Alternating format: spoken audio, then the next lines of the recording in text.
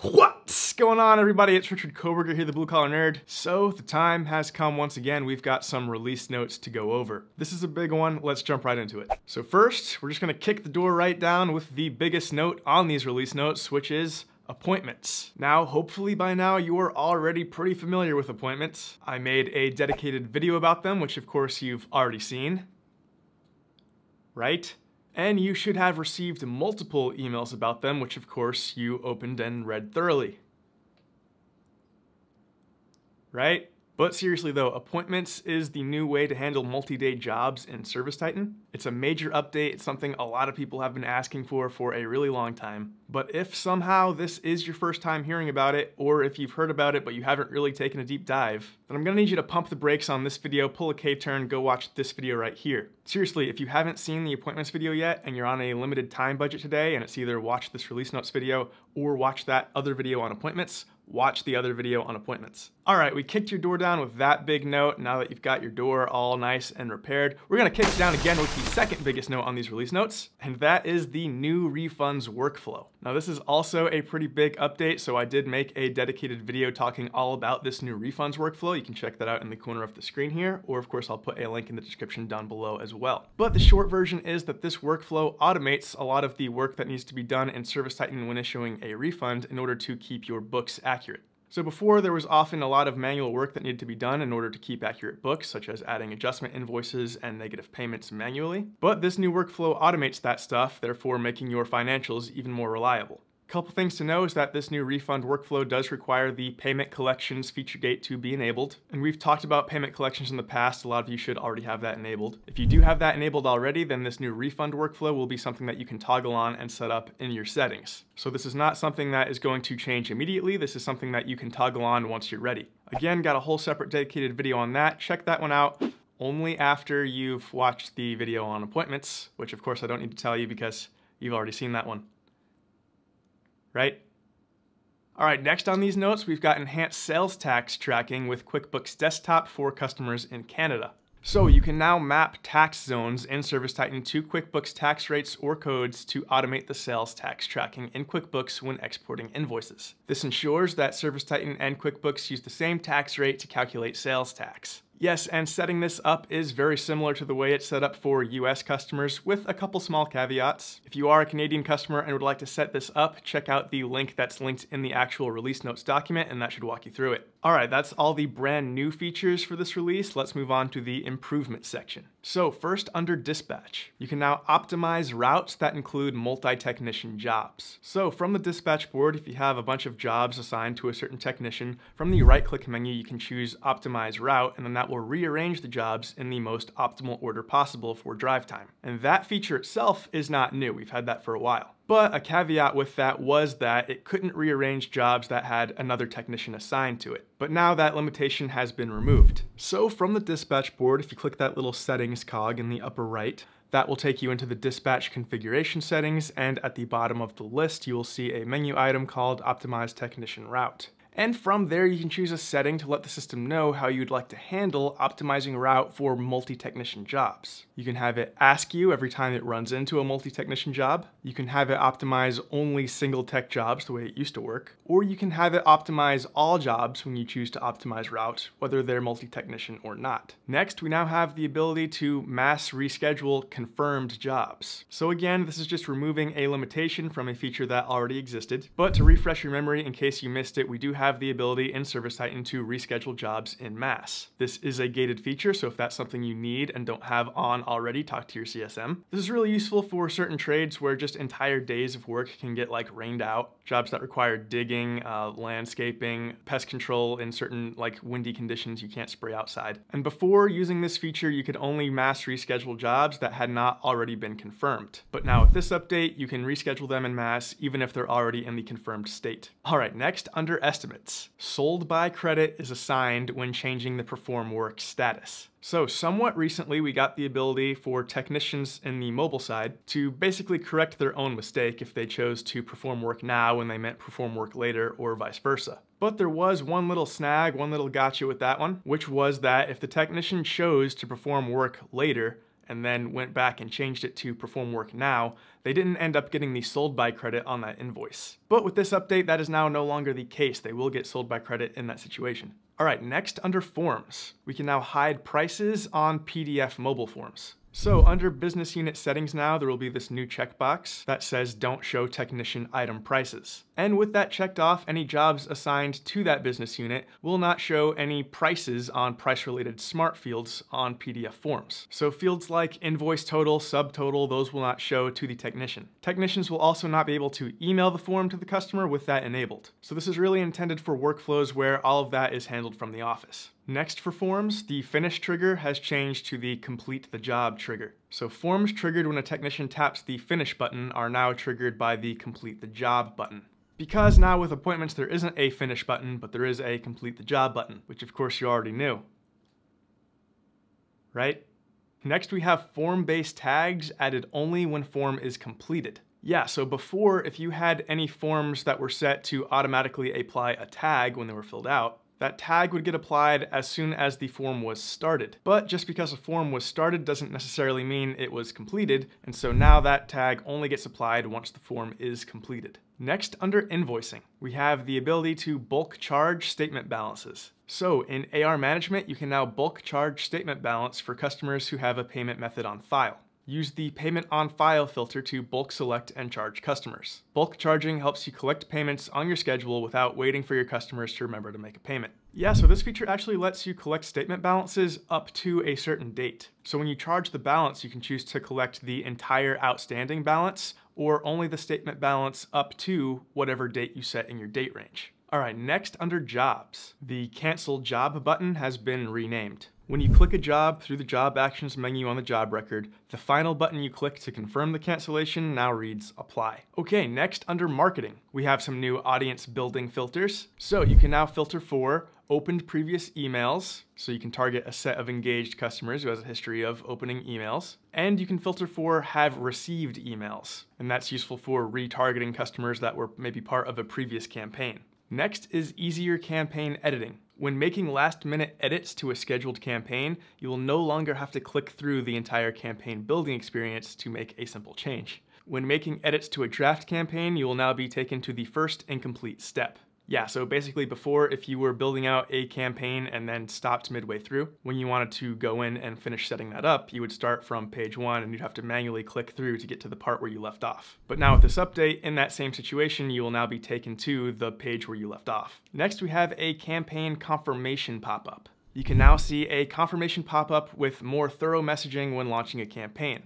It shows the date of the launch and audience for the email, SMS, and direct mail campaigns. You can also see print date and cost for direct mail campaigns. Next is static date range in analytics. So basically in the marketing analytics, the analytics default to the last 30 days and you could manually change that date range to say the last 90 days. But as you navigated around from page to page, it would keep defaulting back to 30 days and you would have to change it back again to 90 days if that was still the date range you wanted to see. But now that doesn't happen anymore, so as you're navigating through the marketing analytics, the date range will stay what you set it to.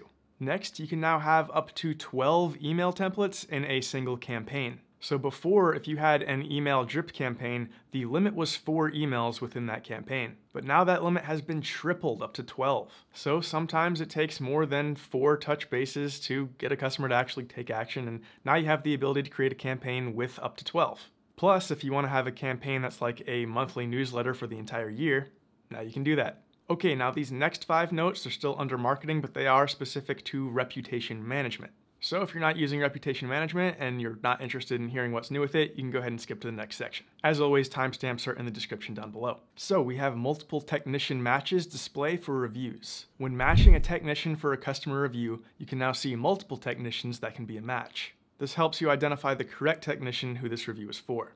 Next, we have start date and job status added to technician details. When you are manually matching a technician to a customer review, in technician details, you can now add the job start date and the job status. Next, technicians can now view and request customer reviews from a job. In ServiceTitan Mobile, technicians can now view customer reviews on the job record. Additionally, they can send a review request to the customer directly from the job in the mobile app if there is a manual trigger survey created from the office. Yeah, I like this one a lot. This is really great. As someone who has been a technician in the past, it would be really nice to know if a customer has maybe been upset in the past, had some issues, left a negative review. That way I can see that, know that ahead of time, and really go out of my way to address whatever specific concerns they had before and try and win them back. So if I'm like pulling up to a driveway and then I can look on my iPad and see the last review this customer left was like 4 stars. Technician was good, but they smelled like a bag of raccoon corpses drenched in horseradish. Well, then I know to bust out the emergency van deodorant. And it's also really nice to know when you're going out to a customer who's left you raving reviews and is a real advocate, you can tell them thank you. Next, we have select survey type as you're creating a survey. So when creating a marketing survey in review generation, you can now select the survey type as you're creating the survey, which helps you save time. All right, next under memberships. Arguably a reporting note, we now have a projected balance column in the customer memberships report template. So this is a good auditing tool for memberships with deferred revenue setup. Basically what you'd be looking for in this projected balance column is for it to be 0, because that would mean at the end of the membership term there's not going to be any money left over. And if that number is not 0, then that could be indicative that there's something wrong with your membership setup. This metric is going to be most useful if you're using fixed duration memberships. With ongoing, it can get a little wonkier. There are some times with an ongoing membership where that projected balance would not be 0, but everything's actually fine. But if you look at it right after an ongoing membership is sold, then that is still a useful metric. That number should be 0 at that moment. So if you're a little concerned that maybe something's not quite right with your membership setup as far as the deferred revenue, then this metric can be a good pulse check for that. Next, under ServiceTitan Mobile, wait a minute, appointments. Is that you again? Yes, appointments is showing up again here under the ServiceTitan Mobile section of these notes because appointments does change a lot about the mobile app, specifically about the closeout screen in the mobile app. But of course you already know all about that, right? Next, under support, you can now request a call back. So if you're unable to find the answers to the questions in the knowledge base or academy, you can now request a call back. Simply provide a brief description of your issue and a number where you can be reached, and one of our customer support representatives will call to assist you when someone becomes available. Yeah, so basically this just keeps you from having to wait on hold. A representative on ServiceTitan side will just give you a call once they're available, versus you having to sit there and wait on hold until they become available. Next, under payroll and timesheets. Some timesheet related permissions have been renamed. So the add appointment and edit appointment permissions for office employees have been renamed. Add non-job event and edit non-job event respectively. Yeah, this is to prevent confusion since the word appointment within ServiceTitan means something completely different now. These permissions relate to non-job events, which are those gray bars that you can put on the dispatch board to block somebody off or for like a meeting, van washing, things like that. Those used to be called non-job appointments back in the day. They were renamed to non-job events, but these permissions still referred to them as appointments. But that naming does not work anymore. That would be super confusing now with the new appointments feature coming out. You know, that new appointments feature that you already know all about. Right? Next, under payments. Better experience when viewing invoices on collect and apply payments. Selecting invoices on collect and apply payments has an option to show only selected invoices. If the option is not selected, then all invoices will display. Next, under Pricebook, we have enhanced inline editing of the primary vendor field. So in the inline editing before, the primary vendor field was just a dropdown where you could change only the primary vendor. But now when you go to edit the primary vendor in the inline editor, it will open up this little modal, this little window. And there you can change not only who the primary vendor is, but you can also edit which primary vendors are active, what the different costs are for the different primary vendors, the memo field, and the part number field. Next, we have bulk activate and deactivate Pricebook items. So in the inline Pricebook editor, if you check off multiple Pricebook items, down at the bottom of the screen, you'll see a bar that tells you how many items you have checked off. Then towards the left, there's a button to clear all of your selections. And on the right, you'll have a button to deactivate if everything you've checked off is active, or activate if everything you've checked off is inactive. So using that button, you can activate and deactivate multiple items all at once. Next is enlarge Pricebook photos. When inline editing Pricebook items or reviewing Pricebook Connect catalog updates, you can now enlarge images attached to an item in a pop-up viewer. This allows you to see them more bigger. Yeah, so when editing images in the inline editor, if you hover over the image, you'll get this little eyeball icon, and clicking that will expand the image out into this pop-up viewer. And by clicking that, you can take the image size from the size of Tom Howard's attention span to the size of Tom Howard's ego. Next, arrow keys now change drop-down selections. So certain fields in the inline editor, such as conversion tags that function as drop-downs, you can now use the up and down arrow keys to change your selection if you want to keep your hands on the keyboard. Keep in mind though, like especially if there's a search bar, you might have to use the tab key to get into that list first, and then you can use the up and down arrow keys to navigate. Next, we have filter Pricebook items by business unit. So if your account is enabled to assign business units to Pricebook items, which is a feature gate that you may or may not have enabled, but if you do, then you can now filter Pricebook items by business unit in the inline editor. All right, next under reporting. New in progress revenue report column. The business unit performance report template now includes the in progress revenue column.